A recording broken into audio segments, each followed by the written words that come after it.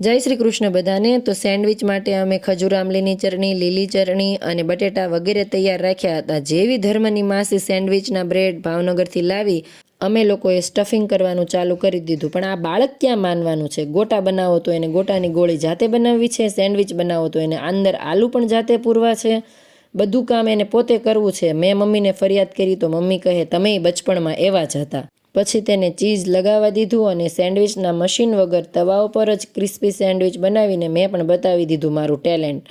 પછી એક સેન્ડવિચે તો કાંઈ પોહાણ થશે નહીં એટલે એક તવામાં બે સેન્ડવિચ ચડાવ્યા અને કાકાને, મમ્મીને બધાને ચખાડવા આપ્યા કે અને બધાને કીધું કે ફરજિયાત વખાણ કરવાના છે કે સેન્ડવિચ બહુ સારા બન્યા એમ। હવે ધર્મ અને તેની માસીને ક્યાં ચેન પડવાનું છે। શેકેલા સેન્ડવિચને ખોલીને એક્સ્ટ્રા ચીઝ નાખીને ખાતા હતા અને તેને પણ મેં કહ્યું કે ફરજિયાત વખાણ કરો।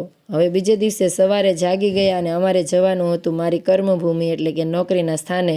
અમે જાગ્યા કે મમ્મીએ તો અમારી માટે શાક, થેપલા વગેરે તૈયાર કરી નાખ્યું હતું કારણ કે જઈને તરત મારે નોકરીએ જવાનું હતું તો ટાઈમ નહીં રહે।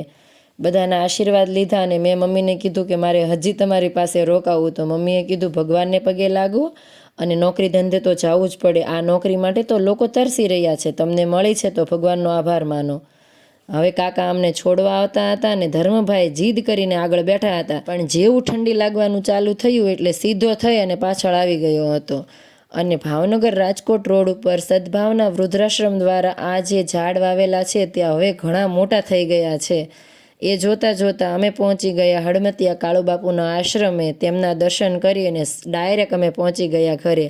આર્મી મેન વગર તો ઘર એકદમ સૂનું લાગતું હતું। બાજુવાળા શારદાબા મારા માટે દૂધ અને છાશ લઈ આવ્યા હતા અને ત્યારબાદ ફટાફટ મેં પાણી વગેરે ભરી અને સ્કૂલે જવા માટે નીકળી ગઈ।